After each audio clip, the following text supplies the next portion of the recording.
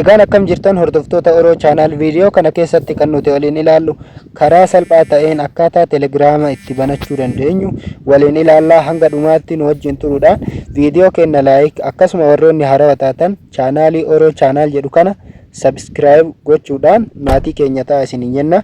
Jalqaba irratti Telegiraama keessan banuudhaaf Play Store gubbaanii dhaytu. Ergasii booda Telegiraamii irratti barreessitanii egasii booda Telegiraama ani amma buufadhe waan jiruuf isin install gootanii gadi buuftu. Ani amma open godhee keessa seenaa jechuudha. Open godhee erga keessa seenee start messaging jala kanarra isa kanarra ni gattuutu sana booda bakka continue kana erga tuutanii allow gootanii jechuudha.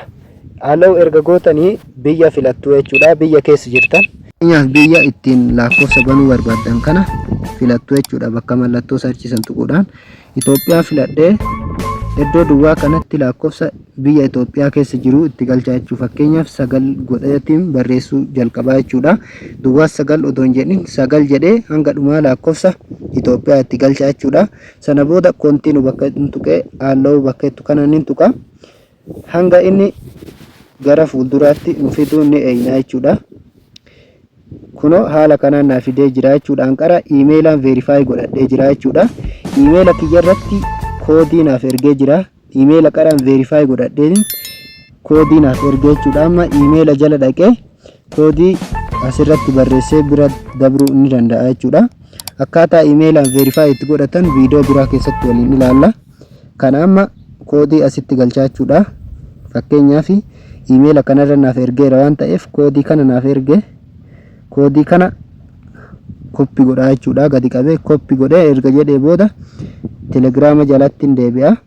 Telegiraama banaa jiru jalatti erga deebi'ee booda lakkoofsa yoo copy naaf ta'u didee asirratti galchaa jechuudha. Fakkeenyaaf 96 607 jedheetiin naaf ergee jechuudha. Koodii kana haala kanaan bira dabra. Egasii booda lakkoofsa passwordii galchi jedha.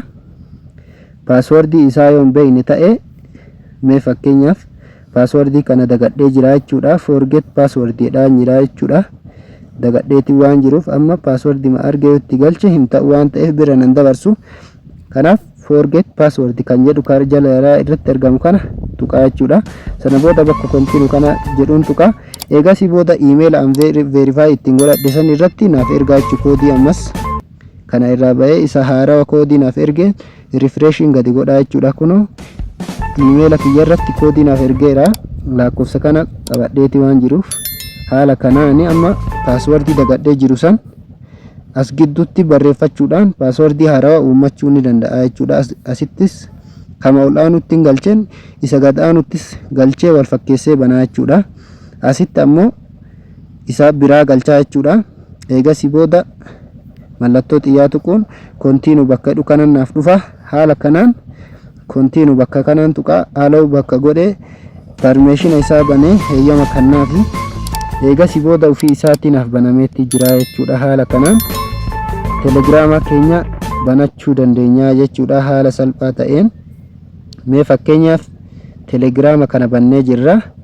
Irratti waa search goonee join gochuudhaaf haala ittiin hojjechuu dandeenyu isinitti agarsiisa.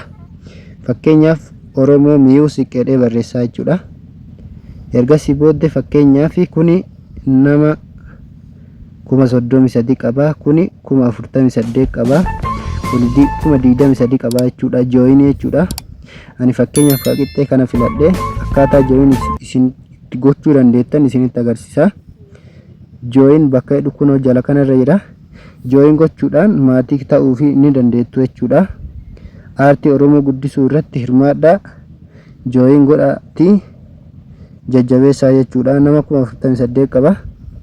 Haala kanaan itti fayyadamuu dandeessu jechuudha.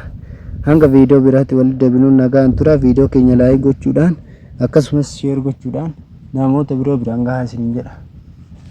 Namni